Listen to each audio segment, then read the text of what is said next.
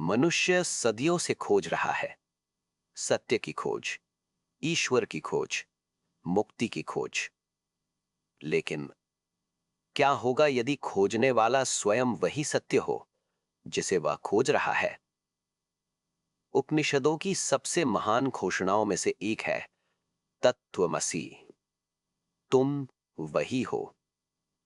यह वाक्य केवल दर्शन नहीं, ये चेतना के इतिहास की सबसे क्रांतिकारी घोषणा है।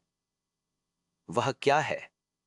वही ब्रह्म जिसकी चर्चा ऋषियों ने की, जो अनंत है, जो निराकार है, जो सब में व्याप्त है। और तुम कौन हो? यही प्रश्न पूरी यात्रा का केंद्र है।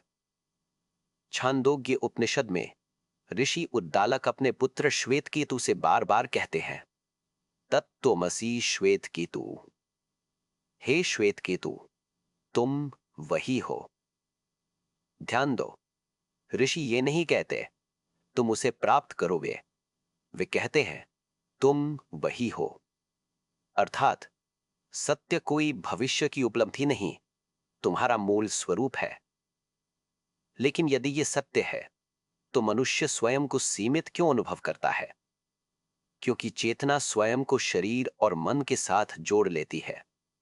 जैसे स्वच्छ दर्पण में प्रतिबिंब दिखाई दे और प्रतिबिंब स्वयं को अलग अस्तित्व मान बैठे, वैसे ही चेतना स्वयं को व्यक्ति मानने लगती है।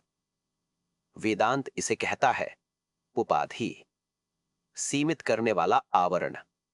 शरीर उपाधि है, मन उपाधि है, स्मृतियां उपाधि है।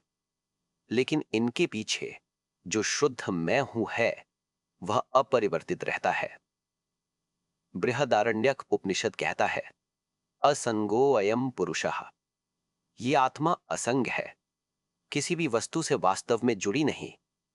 तुम्हारे विचार बदलते रहते हैं, लेकिन मैं हूं बना रहता है। भावनाएं बदलती है, परिस्थितियां बदलती है, संबंध बदलते हैं, फिर भी अस्तित्व का मूल अनुभव नहीं बदलता। यही वो द्वार है जहां से अद्वैत भीतर प्रवेश करता है। अष्टावक्र गीता कहती है, यदि देहम पृथक कृत्य चिति विश्रामि तिष्ठसि, अधुनैव सुखी शांतो बंध मुक्तो भविष्यसि। यदि तुम शरीर से अलग होकर चेतना में विश्राम करो तो इसी क्षण मुक्त हो सकते हो। लेकिन मन तुरंत विरोध करता है। वो कहता है, मैं ये शरीर हूं, मैं ये नाम हूं, मैं ये जीवन हूं। और यही पहचान अज्ञान का केंद्र बन जाती है। कठोपनिषद कहता है, अविद्यायाम अंतरे वर्तमानः स्वयं धीराः पंडितम मन्यमानः। अज्ञान में जीते हुए लोग स्वयं को ज्ञानी समझते हैं। अद्वैत का मार्ग कठिन इसलिए लगता है क्योंकि यह तुम्हें कुछ नया नहीं देता, यह तुमसे झूठी पहचाने छीन लेता है। यह तुम्हें यह नहीं कहता और बनो, बल्कि कहता है जो नहीं हो उसे छोड़ो। यही कारण है कि ऋषि बार बार कहते हैं, नेति नेति, नहीं नहीं। तुम शरीर नहीं, तुम विचार नहीं, तुम स्मृति नहीं, तुम भूमिका नहीं। तो फिर तुम कौन हो? यही साधक पहली बार मौन के सामने खड़ा होता है, क्योंकि मन उत्तर चाहता है, लेकिन सत्य शब्दों में नहीं समाता। केनोपनिषद कहता है, न तत्र चक्षुर गच्छति, न वाग गच्छति, नो मनः। वहां आंख नहीं पहुंचती, वाणी नहीं पहुंचती, मन नहीं पहुंचता। फिर भी वो सबसे निकट है। तुम उससे दूर नहीं हो सकते, क्योंकि वही तुम्हारा अस्तित्व है। जैसे मछली समुद्र से बाहर नहीं जा सकती, वैसे ही चेतना ब्रह्म से अलग नहीं हो सकती। योग वशिष्ठ कहता है, यथा तरंगो जलमेव। जैसे लहर वास्तव में जल ही है, वैसे ही जीव वास्तव में ब्रह्म ही है। लेकिन यह समझ केवल बौद्धिक नहीं होनी चाहिए। कोई व्यक्ति हजारों शास्त्र पढ़ सकता है और फिर भी भीतर भय में जी सकता है। क्यों? क्योंकि जानकारी आत्मज्ञान नहीं। मुंडकोपनिषद कहता है, परीक्ष्य लोकान कर्मचितान ब्राह्मणों निर्वेदमायात। जब साधक संसार के अनुभवों को देख लेता है तब वो भीतर मुड़ता है, क्योंकि बाहरी उपलब्धियां अंतिम तृप्ति नहीं देती। धन आता है, चला जाता है, यश आता है, मिट जाता है, संबंध बदलते हैं, शरीर बूढ़ा होता है, और तब भीतर प्रश्न उठता है, क्या कोई ऐसी सत्ता है जो कभी नहीं बदलती? यही प्रश्न मनुष्य को ब्रह्म की ओर ले जाता है। जब साधक ध्यान में बैठता है और विचारों को देखना शुरू करता है, तब धीरे धीरे एक अद्भुत खोज होती है। विचार बदल रहे हैं, लेकिन देखने वाला नहीं। भावनाएं उठ रही हैं, लेकिन साक्षी नहीं बदलता। और तब पहली बार यह संभावना जन्म लेती है, शायद मैं वो नहीं हूं जिसे मैं जीवन भर मैं कहता रहा। मांडुक्य उपनिषद कहता है, अदृष्टम अव्यवहार्यम अग्राह्यम। आत्मा को देखा नहीं जा सकता, पकड़ा नहीं जा सकता, वो सभी धारणाओं से परे है। फिर भी वो अभी यहां है, तुम्हारी हर सांस में, हर अनुभव में, हर मौन में। और शायद यही अद्वैत का सबसे बड़ा रहस्य है। तुम सत्य को प्राप्त नहीं करोगे, तुम केवल ये पहचानोगे कि तुम कभी उससे अलग थे ही नहीं। हम प्रवेश करेंगे अहंकार के भ्रम, साक्षी चेतना और उस आंतरिक क्रांति में जहां मैं की पूरी संरचना टूटने लगती है। मनुष्य का सबसे बड़ा भ्रम क्या है? ये नहीं कि संसार वास्तविक है, ये नहीं कि शरीर नश्वर है, बल्कि ये कि मैं एक अलग सत्ता हूं। यही अहंकार है। अहंकार केवल घमंड नहीं, अहंकार वो मानसिक केंद्र है जो हर अनुभव के साथ कहता है कि ये मेरे साथ हो रहा है, ये मेरा विचार है, ये मेरा दुख है। और धीरे धीरे ये मैं इतना मजबूत हो जाता है कि मनुष्य अपने वास्तविक स्वरूप को भूल जाता है। कैवल्योपनिषद कहता है, श्रद्धा भक्ति ध्यान योगाद वेहि। श्रद्धा, भक्ति, ध्यान, इन्हीं से सत्य को जानो। लेकिन सत्य को जानने से पहले झूठी पहचान को देखना आवश्यक है। अद्वैत पूछता है, ये मैं कहां है? क्या वो शरीर में है? शरीर तो हर क्षण बदल रहा है। क्या वो विचारों में है? विचार तो आते जाते रहते हैं। क्या वो स्मृतियों में है? स्मृतियां भी बदलती रहती हैं। फिर ये स्थायी मैं कहां है? रमण महर्षि ने पूरी साधना को एक प्रश्न में समेट दिया, को अहम, मैं कौन हूं। ये दार्शनिक खेल नहीं, ये चेतना को उसकी जड़ तक ले जाने वाला प्रश्न है। जब साधक ईमानदारी से भीतर देखता है तो उसे एक अद्भुत बात दिखाई देती है।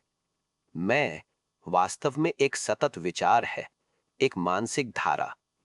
योग वशिष्ठ कहता है, अहंकार कलंकेन शुद्धो अपि मलिनीकृतः। शुद्ध चेतना अहंकार के कारण सीमित प्रतीत होती है। ध्यान दो, जब तुम गहरी प्रसन्नता में होते हो तो कुछ क्षणों के लिए मैं हल्का हो जाता है। जब तुम पूर्ण सौंदर्य को देखते हो, सूर्यास्त, आकाश, संगीत, कुछ क्षणों के लिए सोच रुक जाती है और केवल अनुभव बचता है। यही कारण है कि मनुष्य लगातार उन क्षणों को खोजता रहता है जहां अहंकार थोड़ी देर के लिए डिसॉल्व हो जाए। लेकिन वो गलती से समझता है सुख वस्तु में है। अद्वैत कहता है, नहीं, सुख उस क्षण में है जब मैं कुछ देर के लिए शांत हुआ।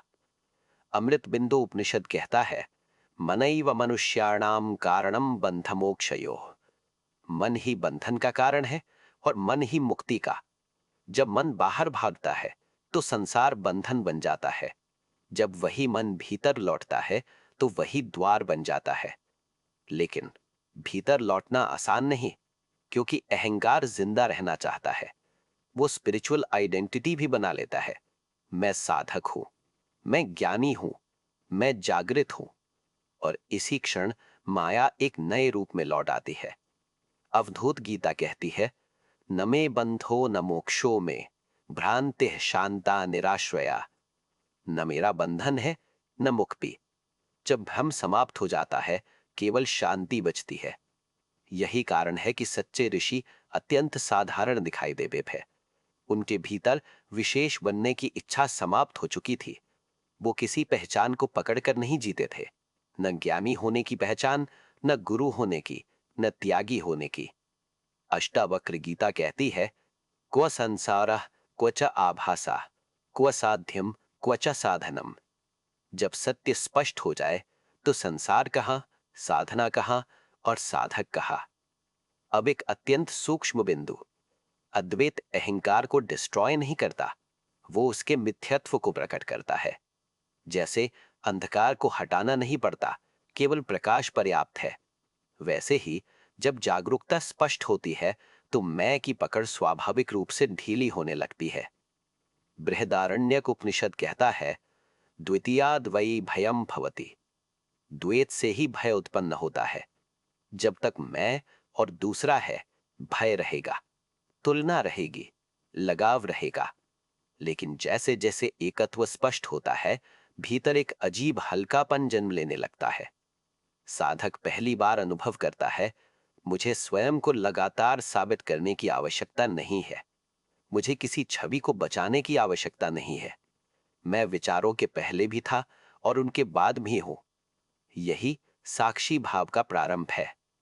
दक्षिणामूर्ति स्तोत्र कहता है, विश्वम दर्पण दृश्यमान नगरी तुल्यम निजांतर्गतम। ये संसार दर्पण में दिखाई देने वाले नगर के समान है। दिखता है, अनुभव होता है, लेकिन उसका आधार चेतना है। धीरे धीरे साधक हर अनुभव को देखना शुरू करता है। क्रोध उठता है, वो देखता है। भय उठता है, वो देखता है। इच्छा उठती है, वो देखता है। और उसी देखने में एक दूरी उत्पन्न होने लगती है। अब वो हर भावना में डूब नहीं जाता, क्योंकि भीतर साक्षी जागने लगा है। भगवत गीता कहती है, यह पश्यति सह पश्यति। जो वास्तव में देखता है वही देखता है। लेकिन ये यात्रा अभी अधूरी है, क्योंकि जब तक देखने वाला अलग महसूस होता है, सूक्ष्म द्वैत अभी भी शेष है। अद्वैत की अंतिम छलांग तब होती है जब साक्षी और दृश्य का भेद भी डिसॉल्व होने लगता है। जब देखने वाला समझता है कि मैं चेतना हूं और संपूर्ण अनुभव उसी चेतना की तरंग है। त्रिपुरा रहस्य कहता है, चित्तम हिवा संसारा। मन ही संसार है। और जब मन शांत हो तो केवल चेतना बचती है। यहीं से साधक एक नए अनुभव में प्रवेश करता है, जहां संसार वैसा ही रहता है, लेकिन देखने की दृष्टि बदल जाती है। वही आकाश, वही लोग, वही जीवन, लेकिन अब हर वस्तु में एक ही सत्ता धड़कती हुई अनुभव होने लगती है। और तब तत्वमसि केवल शब्द नहीं रहता, वो जीवित अनुभव बन जाता है। हम प्रवेश करेंगे एकत्व के प्रत्यक्ष अनुभव, ध्यान की गहराइयों और उस अवस्था में जहां व्यक्ति पहली बार स्वयं को संपूर्ण अस्तित्व के रूप में अनुभव करता है। जब तक तत्वमसि केवल विचार है, तब तक अद्वैत अधूरा है। सत्य तब जीवित होता है जब वो अनुभव बन जाए। ऋषियों ने केवल दर्शन नहीं दिया, उन्होंने चेतना की ऐसी अवस्था की बात की जहां व्यक्ति स्वयं को सीमित अस्तित्व की तरह नहीं, बल्कि संपूर्ण सत्ता की तरह अनुभव करता है। योग वाशिष्ठ कहता है, यदा नाहम तदा मोक्षः। जब मैं समाप्त होता है तभी मुक्ति प्रकट होती है। लेकिन यह समाप्ति फिजिकल नहीं, ये अहंकार की मानसिक पकड़ का डिसॉल्व होना है।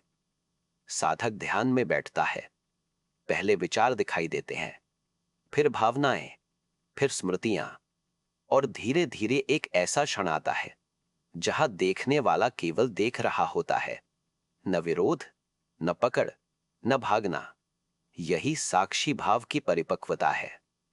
पतंजलि योग सूत्र कहता है, तदा दृष्टुः स्वरूपे वस्थानम। तब दृष्टा अपने वास्तविक स्वरूप में स्थित हो जाता है। ध्यान दो, यह कुछ नया बनना नहीं हो रहा, बल्कि जो सदैव था वही प्रकट हो रहा है। जैसे बादल हट जाएं और आकाश दिखाई देने लगे, आकाश नया नहीं बना, वो पहले से था। वैसे ही चेतना पहले से पूर्ण है। मन का शोर हटने पर वो स्पष्ट होने लगती है। मांडूक्य उपनिषद कहता है, निहि प्रपंचो निर्विकल्पः।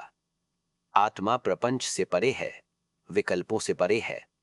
अब एक अत्यंत सूक्ष्म अनुभव घटित होता है। साधक देखता है, विचार चेतना में उठ रहे हैं, शरीर चेतना में अनुभव हो रहा है, संसार चेतना में प्रकट हो रहा है। और अचानक सीमा टूटने लगती है। पहले तक लगता था मैं चेतना को अनुभव कर रहा हूं, अब अनुभव होता है कि सब कुछ चेतना में हो रहा है। अष्टावक्र गीता कहती है, अहो निरंजनो शांतो बोधो अहम प्रकृतेः परः। मैं शुद्ध बोध हूं, प्रकृति से परे। यही वो क्षण है जहां तत्वमसि जीवित उठता है। अब ये दार्शनिक वाक्य नहीं, प्रत्यक्ष सत्य है। वृक्ष को देखकर भी वही चेतना, आकाश को देखकर भी वही चेतना, दूसरे मनुष्य को देखकर भी वही चेतना, और स्वयं को देखकर भी वही चेतना। ईशोपनिषद कहता है, स य सर्वेषु भूतेषु तिष्ठन् सर्वेभ्यो भूतेभ्यो अंतरः।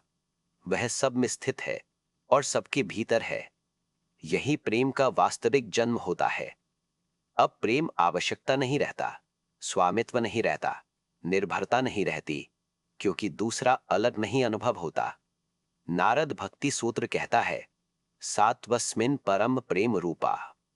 परम प्रेम वही है जहां विभाजन समाप्त हो जाए, और तभी करुणा सहज हो जाती है। अब नैतिकता इम्पोज नहीं रहती, वो स्वाभाविक हो जाती है। क्योंकि यदि सब में वही चेतना है, तो दूसरे को चोट पहुंचाना स्वयं को चोट पहुंचाने जैसा अनुभव होता है। महान ऋषियों की करुणा इसी अनुभव से जन्मी थी। वे नियमों से दयालु नहीं थे, वे एकत्व को देख रहे थे। महानारायण उपनिषद कहता है, अंतश्च बहिश्च तत्सर्वं व्याप्य नारायण स्थितः। भीतर और बाहर सब में वही सत्ता व्याप्त है। लेकिन यहां एक और गहरी घटना घटती है। साधक अनुभव करता है, भीतर एक ऐसी शांति है जो परिस्थितियों पर निर्भर नहीं। सुख आता है, वो देखता है, दुख आता है, वो देखता है, लेकिन भीतर का मौन अपरिवर्तित रहता है। भगवत गीता कहती है, यम लब्ध्वा चा परम लाभम मन्यते नाधिकम ततः। जिसे प्राप्त कर लेने के बाद कुछ और पाने योग्य नहीं रह जाता। और यहीं मृत्यु का भय टूटने लगता है, क्योंकि साधक पहली बार अनुभव करता है कि मैं शरीर में प्रकट हूं, लेकिन केवल शरीर नहीं हूं। शरीर बदलता है, मन बदलता है, अनुभव बदलते हैं, लेकिन चेतना वह साक्षी बनी रहती है। कठोपनिषद कहता है, हंता चेन मन्यते हंतुम हतश्चेन मन्यते हतम उभौ तौ न विजानीतो नायम हंति न हन्यते। आत्मा न मारती है, न मारी जाती है। यही कारण है कि आत्मज्ञान के बाद व्यक्ति संसार से भागता नहीं। अब जीवन एक संघर्ष नहीं रहता, एक प्रवाह बन जाता है। कार्य होते हैं, लेकिन भीतर कर्तापन नहीं रहता। बात होती है, लेकिन भीतर मौन बना रहता है। चलना होता है, लेकिन भीतर कोई पहुंचने की बेचैनी नहीं रहती। अष्टावक्र गीता कहती है, कृतम किमपि नैव स्यात्। ज्ञानी जानता है वास्तव में कुछ भी करने योग्य नहीं। लेकिन फिर भी अद्वैत की यात्रा यहां समाप्त नहीं होती, क्योंकि अभी भी एक सूक्ष्म प्रश्न शेष है। यदि सब ब्रह्म है, तो ये संसार इतना वास्तविक क्यों लगता है? यदि सब चेतना है, तो पदार्थ क्या है, समय क्या है, स्थान क्या है? और क्या संपूर्ण ब्रह्मांड वास्तव में एक महान स्वप्न की तरह हो सकता है? हम प्रवेश करेंगे जगत के रहस्य, माया और ब्रह्म के संबंध, और उस अंतिम दृष्टि में जहां ज्ञानी देखता है कभी कोई अलगाव था ही नहीं। मनुष्य का सबसे बड़ा भय क्या है? अकेलापन, अलगाव, समाप्त हो जाने का भय। लेकिन यदि ये पूरा भय एक भ्रम पर आधारित हो, यदि वास्तव में तुम कभी अस्तित्व से अलग हुए ही नहीं, यही अद्वैत का अंतिम उद्घाटन है। तत्वमसि, तुम वही हो। ये केवल आत्मा और ब्रह्म की समानता की बात नहीं, ये संपूर्ण अलगाव के मिथ्या होने की घोषणा है। लहर समुद्र से अलग नहीं, चिंगारी अग्नि से अलग नहीं, घड़े का आकाश महाआकाश से अलग नहीं, वैसे ही व्यक्ति ब्रह्म से अलग नहीं। छांदोग्य उपनिषद कहता है, यथा सौम्य एकेन मृत पिंडेन सर्वम मृन्मयम विज्ञातम स्यात्। एक मिट्टी के ढेले को जान लेने पर मिट्टी से बने सभी रूपों को जान लिया जाता है। रूप बदलते हैं, नाम बदलते हैं, लेकिन सार एक ही। यही कारण है कि ज्ञानी संसार को अलग अलग वस्तुओं की तरह नहीं देखता। वो विविधता के भीतर भी एक अदृश्य एकत्व को अनुभव करता है। बृहदारण्यक उपनिषद कहता है, सर्वम तम परादाद्यो अन्यत्रात्मनो सर्वम वेद। जो आत्मा से अलग कुछ देखता है वो सत्य को नहीं जानता। लेकिन सामान्य मनुष्य को संसार इतना ठोस क्यों लगता है, इतना वास्तविक क्यों? क्योंकि मन नाम और रूप में फंसा हुआ है। तुम किसी वृक्ष को देखते हो और तुरंत उसका नाम याद आता है, वृक्ष। लेकिन उस नाम के पीछे जो शुद्ध अस्तित्व है, मन उसे नहीं देखता। यही माया की अंतिम परत है। योग वाशिष्ठ कहता है, नाम रूपात्मकम विश्वम। ये संसार नाम और रूप का प्रपंच है। लेकिन ज्ञानी नाम के पार देखता है, रूप के पार देखता है, और तब हर वस्तु में एक ही सत्ता धड़कती हुई अनुभव होती है। यहीं से जीवन पूरी तरह बदल जाता है। अब संसार शत्रु नहीं लगता, समय शत्रु नहीं लगता, मृत्यु शत्रु नहीं लगती, क्योंकि अब सब कुछ उसी चेतना का खेल दिखाई देने लगता है। भगवद गीता कहती है, विद्या विनय संपन्ने ब्राह्मणे गवि हस्तिने शुनि चैव श्वपाके च पंडिताः समदर्शिनः। ज्ञानी सब में एक ही सत्य को देखता है। ये समदृष्टि केवल नैतिक शिक्षा नहीं, ये प्रत्यक्ष अनुभव है। जब भीतर वास्तव में एकत्व प्रकट होता है, तब तुलना समाप्त होने लगती है, ईर्ष्या समाप्त होने लगती है, द्वेष समाप्त होने लगता है, क्योंकि दूसरा अब पूर्णतः दूसरा नहीं लगता। नारायण सूक्त कहता है, यच्च किंचित जगत सर्वम दृश्यते श्रूयते अपि वा अंतर्बहिश्च तत्सर्वम व्याप्य नारायणः स्थितः।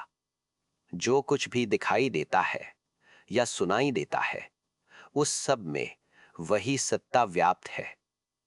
और तब जीवन पहली बार सहज होने लगता है। अब व्यक्ति लगातार कुछ बनने की दौड़ में नहीं रहता, क्योंकि जिसे वो खोज रहा था वो पहले से उसके भीतर था। यही कारण है कि आत्मज्ञान के बाद भी जीवन चलता रहता है। शरीर कार्य करता है, मन सोचता है, संसार बदलता रहता है, लेकिन भीतर एक अचल मौन बना रहता है। अष्टावक्र गीता कहती है, नानाश्चर्यमिदं विश्वम न किंचिदिति निश्चयी। ये संपूर्ण विश्व अद्भुत है और फिर भी वास्तव में कुछ भी अलग नहीं।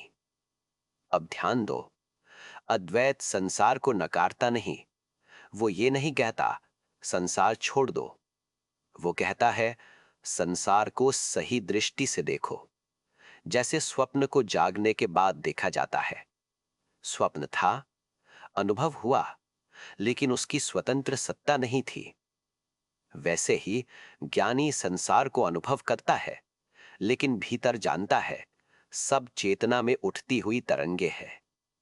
मांडुक्य कारिका कहती है, माया मात्रमिदं द्वैतम।